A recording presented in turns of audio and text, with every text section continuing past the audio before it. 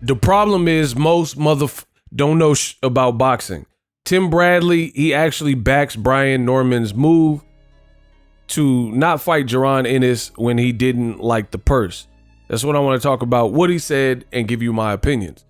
Tim Bradley, in a brand new interview with Pro Box TV, had this to say. It is a risky move, but you got to bet on yourself and you can't lose. All he has to do is continue to win. His money will steadily increase, right?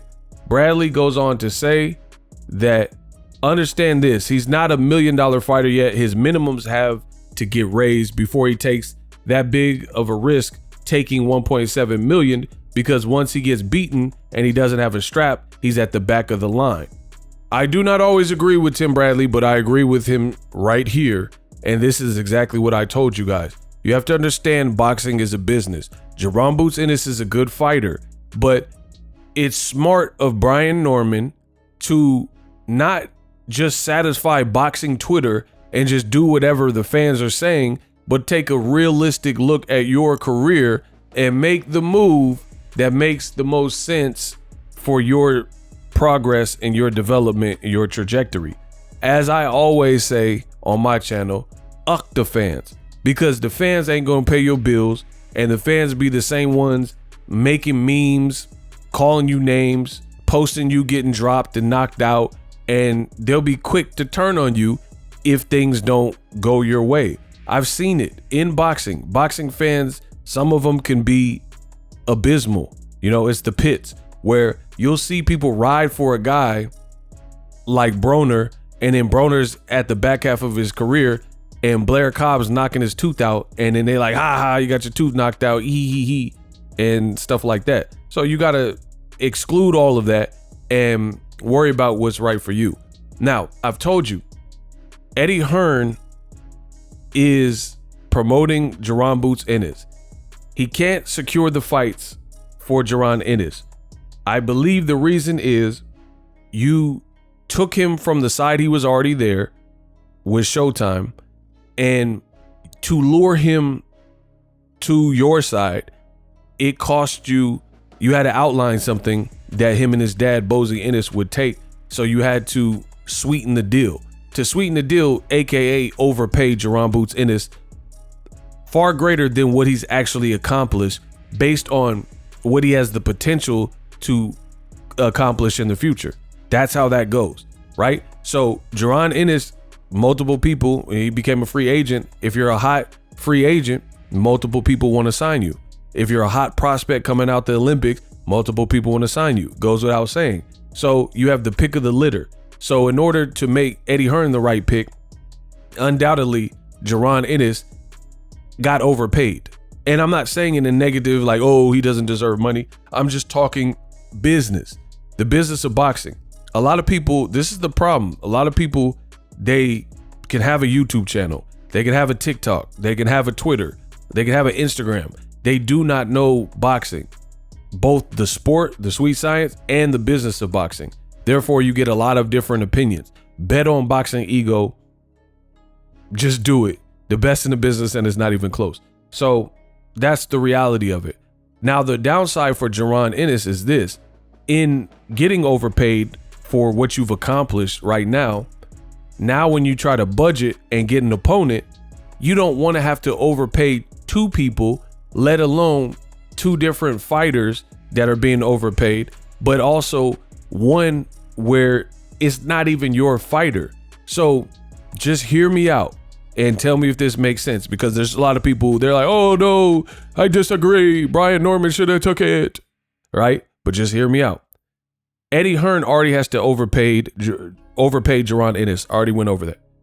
But imagine overpaying a guy that's not your guy, that's Top Rank's fighter, that's PBC's fighter, right?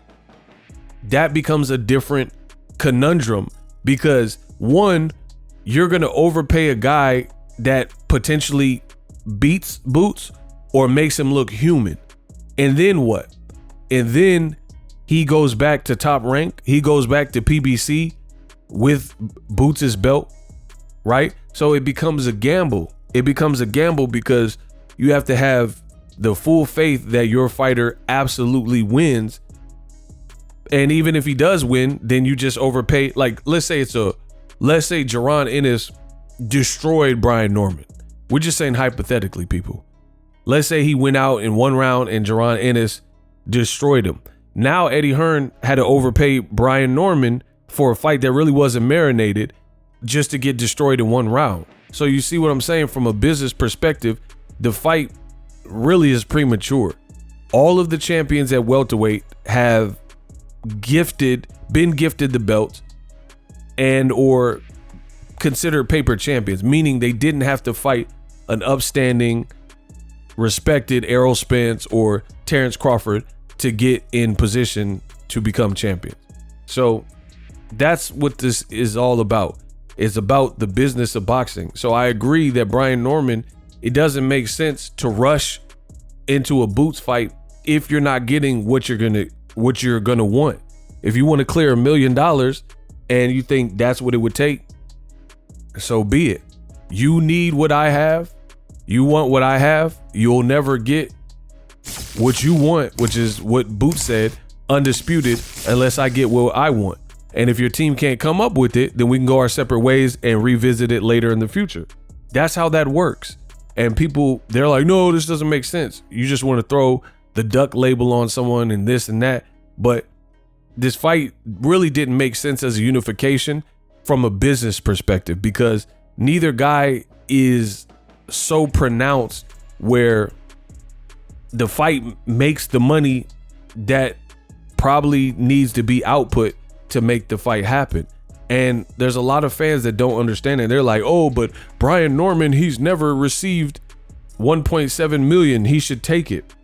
It's easy for people, armchair critics, who have never cleared 100K in a year to tell somebody else what they need to take, because you would sell your soul for $1 million. You would sell out your family and your mama for 500K. So I don't care about the opinions of people like that who have no, I'm not going to say have no future, but they just have no direct path to get to the bag. So of course your opinion is going to be like, money, money, money, money, take the money. But if you actually are on par and on path to do something greater or make money later, if you stick to this path, then it makes more sense. I'll give you guys a quick analogy. There's a singer named Jason Weaver. He was the voice of the singing voice of Simba in The Lion King. Long story short, Disney wanted to pay him and his family X amount of money for him to do the singing parts. But his mom was smart enough, this is a true story, his mom was smart enough to not take the one-time payout and basically get a percentage of the movie. I don't remember what the percentage was, but whatever it was, 1%, 5%, 10%, whatever, right? So his family could have, in the 90s, got some money that they've never seen before, let's say 250K. And a lot of people, they would just take that because they've never seen 250K at one time. So they'd be like, yeah, let's just take that. But Jason Weaver's mom was smart enough to understand business and feel like we're involved in a project like The Lion King that has the potential to be a hit backed by Disney. So let's not do that. Let's take the shorter money, let's say $50,000, which is far lesser than the initial bulk payout, but then we get a percentage of the gross of the movie, right? Long story short, The Lion King movie went on to gross $1.5 billion worldwide. So even if they got 1% of $1 billion is like $10 million. So they won. Shout out to Jason Weaver and his mama for gaming him up. It's very easy to understand what I'm saying if you know math and you know business. So you could have took, let's say, the 250K flat rate, you get nothing else after that. Or you could take the 50,000, which is seemingly less money, but then you're bankrolling and banking off the fact that James Earl Jones is in this movie, Jeremy Irons and Whoopi Goldberg. It's a Disney movie. It's a cartoon. It's a kid's movie.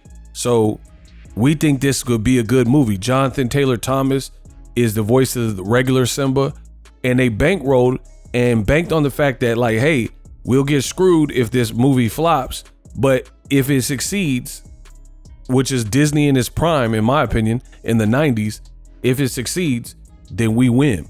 And that's exactly what happened. They took a gamble and then it paid off big. Cause like I said, the movie did like 1.5, 1.6 billion worldwide. So if you got 1% of that, you would make $10 million, which is far greater than 250K.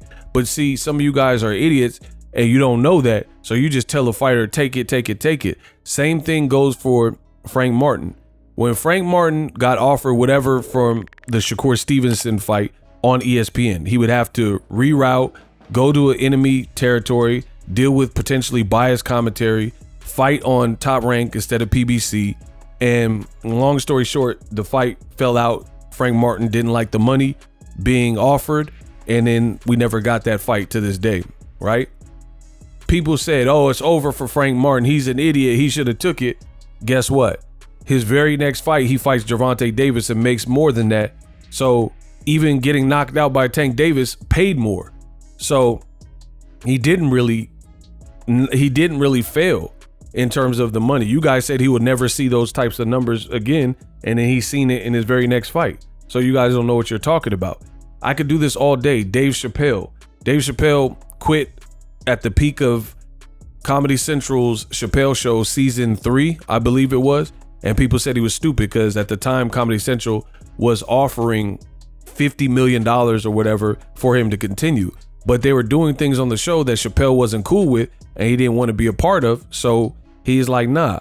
And people said he was stupid because you guys are money hungry and you don't understand. Fast forward to the future. I don't even know if Comedy Central is still around. But guess what? Dave Chappelle made over that on Netflix in the future by doing Netflix specials. So he kept his integrity intact. He didn't go against what he felt at the time, and then he still won long term. So the moral of the story, do like Boxing Ego, do like Jason Weaver and his mama, do like Dave Chappelle, bet on yourself and think of the long term of things, and typically you'll be better. I could do this all day. Deontay Wilder, he got offered X amount of dollars to go to DAZN and things like that and met with John Skipper. Then he made bread fighting Tyson Fury, and he did it under his own terms. So bet on yourself.